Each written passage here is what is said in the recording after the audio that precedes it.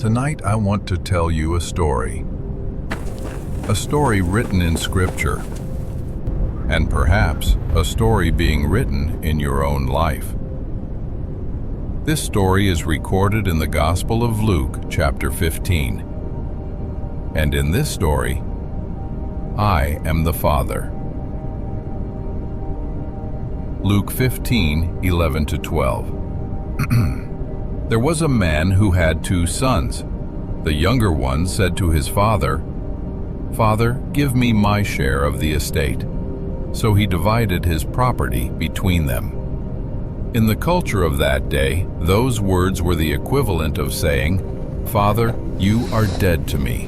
Give me my inheritance now.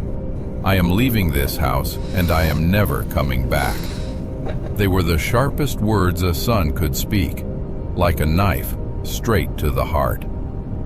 But I gave him what he asked, not because I agreed with his choice, but because love sometimes must learn to let go. That is what it says. Luke 15:13. Not long after that, the younger son got together all he had, set off for a distant country, and there squandered his wealth in wild living. He walked away without looking back. I stood in the doorway and watched him leave. I did not chase him. I did not say, "If you leave, don't come back." He chose to go, and because he chose to go, he would have to bear the weight of that choice.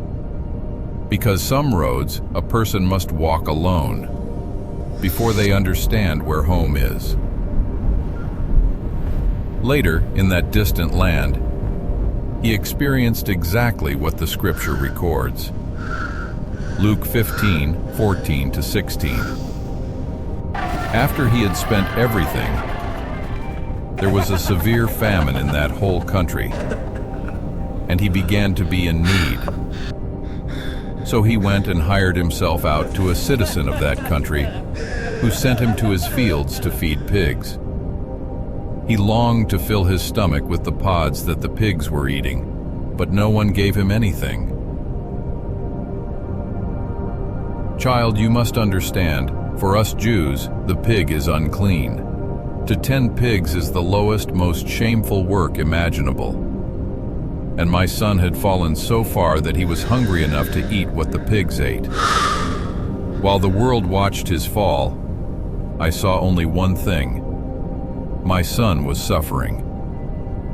Luke 15:17-19.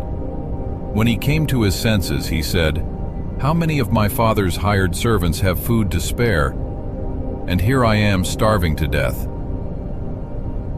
I will set out and go back to my father and say to him, 'Father, I have sinned against heaven and against you. I am no longer worthy to be called your son. Make me like one of your hired servants.'" He had rehearsed his confession. He was ready for punishment. He was ready to lose his place as a son forever and settle for being a servant. But what he did not know was this: I had never prepared a verdict, only a welcome. And then, one day, I saw him. But while he was still a long way off, his father saw him. I had watched that road more times than I could count. I do not know what the village thought of me. I only know that I never stopped looking. Perhaps others had already forgotten his name, but I had not. It was my child, coming home. So he ran to his son, threw his arms around him and kissed him. I gathered my robes. I did not care about my dignity. I did not care about the eyes of the village. He saw me. He lowered his head and said, "Father, I have sinned against heaven and against you. I am no longer worthy to be called your son." But before he could finish, I had already wrapped my arms around him. "You came rehearsing 1,000 apologies. I came running for one embrace. Luke 15:22-24. But the father said to his servants, "Quick, bring the best robe and put it on him. Put a ring on his finger and sandals on his feet. Bring the fattened calf and kill it. Let's have a feast and celebrate.